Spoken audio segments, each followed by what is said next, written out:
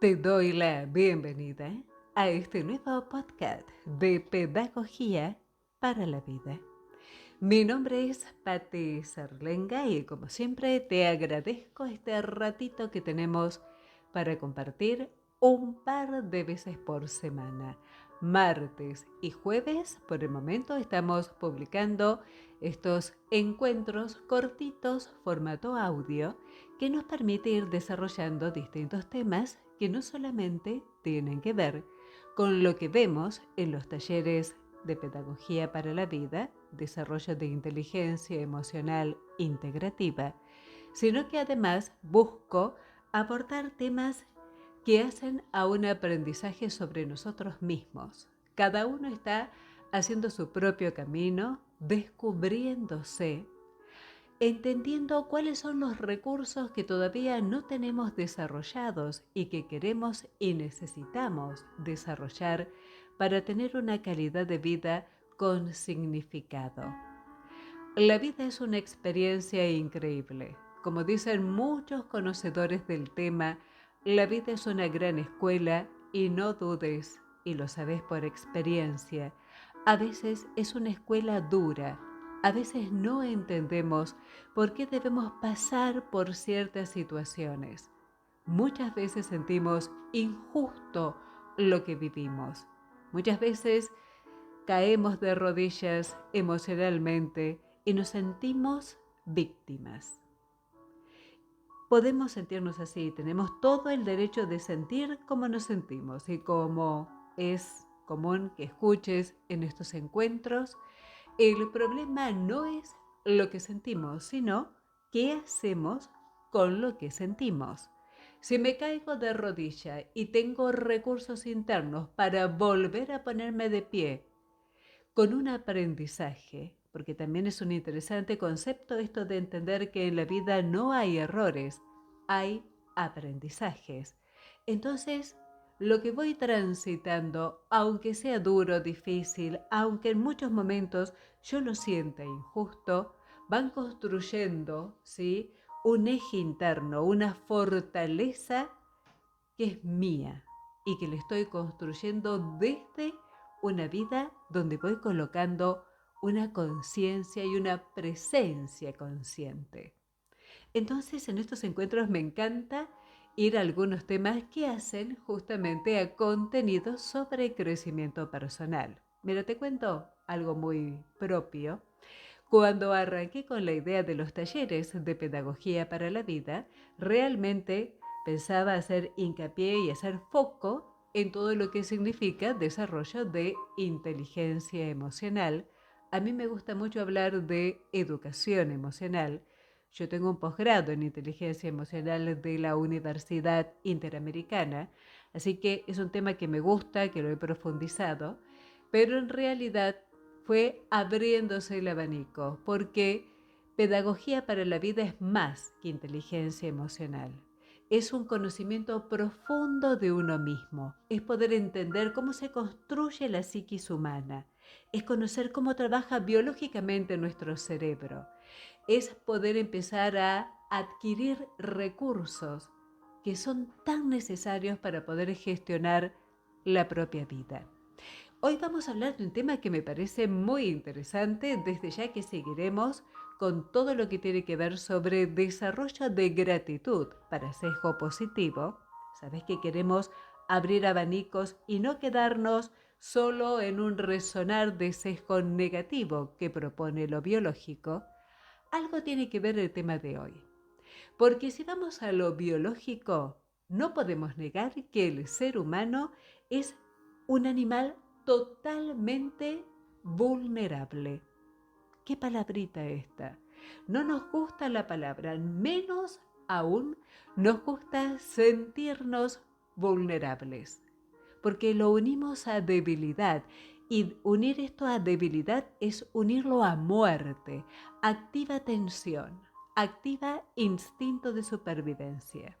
Y sin embargo, cuando podemos dar un paso y mirar con cierta perspectiva, nos damos cuenta que no hay humanidad sin vulnerabilidad. Nuevamente, Si vamos a lo biológico, el humano es un animal que no tiene la fuerza de un elefante, no tiene la agilidad ni la velocidad de una pantera, no tenemos capacidad de tener metamorfosis y camuflarnos con el medio ambiente para protegernos, tampoco volamos, tampoco podemos nadar en profundidad. Somos unos animales, si nos ponemos a pensar, bastante vulnerables. ¿Qué hizo que tengamos esta posibilidad de sobrevivir y casi de transformarnos, esto entre comillas, ¿no?, en los reyes del mundo animal o del mundo si lo querés? Y digo entre comillas porque con un poco de conciencia vemos que las cosas no las hemos hecho muy bien, que digamos, pero bueno. En el mientras tanto, indiscutiblemente lo que nos diferenció y nos permitió esta sobrevida es nuestro cerebro. No volamos, pero fuimos capaces de crear aviones. No tenemos la agilidad de una pantera ni la velocidad, pero creamos autos. Tampoco podemos nadar en profundidad, pero creamos submarinos. Y así hemos ido a través de el análisis, la proyección, todo lo que significa el desarrollo de nuestro cerebro prefrontal. Así hemos tenido la capacidad de ir de alguna manera compensando y superando. Pero mientras estuvimos a la par en esto, nuestro cerebro emocional, nuestro sistema límbico, resuena en esa vulnerabilidad que no la quiere, que la rechaza, y como hemos aprendido, ¿sí?, a través de los encuentros, todo lo que yo rechazo lo reprimo y todo lo que reprimo, ¿cómo era eso? ¿Te acordás? Todo lo que reprimo lo potencio. Exacto. Bueno, vamos a hablar un poco de vulnerabilidad y lo vamos a hacer con la lectura de una partecita cortita de un libro que me encanta. Vos sabés que a mí me gusta muchísimo. Realmente mi adicción son los libros de toda la vida. Voy a compartir con vos títulos por si tenés interés y ganas de profundizar un poco. Hay muy lindo material para todo esto y el que hoy te propongo se titula Nada más y nada menos. Espera que voy a buscar acá bien la tapa del libro, así te lo leo como corresponde. Es un hermoso libro que formó parte de la bibliografía obligatoria en mi formación en inteligencia emocional. Y este libro, acá estoy haciendo lío porque estoy buscando en el ebook. Ahí vamos, ahora sí. Este libro se titula Sé amable contigo mismo. El arte de la compasión hacia uno mismo. Cuando hablamos de compasión, después tenemos que definir bien las palabras. No estamos hablando de darme pena, ni que el otro me dé pena cuando es compasión, ni darme pena cuando es autocompasión. Para nada. Estamos hablando de algo muy distinto, que es una mirada amorosa, una mirada maternal hacia nosotros mismos, una mirada donde no juzgamos ni criticamos, sino que entendemos y acompañamos. Hay una gran investigadora en el tema de renombre mundial. Su nombre es Kristin Neff. Tiene muchos libros sobre autocompasión. Este es uno de ellos. Te reitero el nombre antes de ir a buscar lo que tenía preparado para compartir con vos. Sé amable contigo mismo. Bueno, vamos a leer un poquito. Es muy lindo. Va a estar presente en futuros podcasts, te prometo. Así que arranquemos directamente con esta partecita que ella titula El precio de juzgarse a uno mismo. ¿Y por casa cómo andamos? ¿Sos de tener mucha autocrítica? ¿Sos realmente de tener una mirada a veces dura sobre vos mismo, vos misma? Esta sociedad y esta cultura actual nos lleva mucho a compararnos. Y en el compararnos, el juzgarnos está a la orden del día. Estamos hablando de la relación con uno mismo, ¿no? Y eso es pilar fundamental en un crecimiento personal. Bueno, comienza diciendo, el hecho de alimentar continuamente, dice aquí la información, bajamos un poquito la música, así escuchas bien, el hecho de alimentar continuamente nuestra necesidad de autoevaluación positiva es algo como darnos, dice ella con mucho conocimiento de causa, es algo como darnos un atracón de dulces. Momentáneamente nuestro nivel de azúcar sube y después se produce el bajón. E inmediatamente después sigue un sentimiento de desesperación cuando nos damos cuenta de que por mucho que nos guste, no siempre podemos atribuir nuestros problemas a los demás. Y esto es algo muy interesante que se trabaja mucho en autocompasión, una manera que usamos para no aceptar nuestra vulnerabilidad, que es lo mismo que no aceptar nuestra imperfección, es el hecho de que proyecto en el otro, ¿no? No soy yo, sos vos. Entonces es súper interesante poder tener un poco en cuenta esto. No podemos sentirnos siempre especiales y por encima de la media, dice Christine. El resultado suele ser devastador. Nos miramos en el espejo y no nos gusta lo que vemos, en sentido literal y figurado. Y la vergüenza empieza a instalarse en nuestro interior. La mayoría de nosotros somos increíblemente duros con nosotros mismos cuando finalmente reconocemos algún defecto o carencia. No soy lo suficientemente bueno, no sirvo para nada. No es de extrañar que ocultemos la verdad cuando la honestidad nos obliga a enfrentarnos a una condena tan dura. En aquellos aspectos en los que resulta difícil engañarnos a nosotros mismos, cuando comparamos nuestro peso, por ejemplo, con el de las modelos, o nuestra cuenta bancaria con la de los ricos y famosos, nos provocamos una enorme carga de dolor emocional. ¿Sabes lo que me viene en este momento?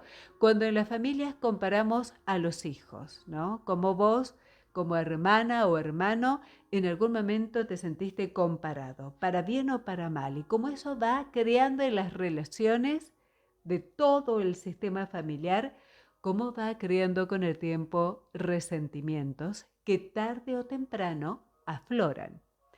Perdemos la fe en nosotros mismos, empezamos a dudar de nuestro potencial y sentimos que no nos quedan esperanzas. En ese lamentable estado nos criticamos aún más a nosotros mismos, diciéndonos que somos unos inútiles perdedores y nos sentimos cada vez peor. Aunque consigamos organizarnos, lo que consideramos suficientemente bueno siempre parece fuera de nuestro alcance y eso nos provoca frustración.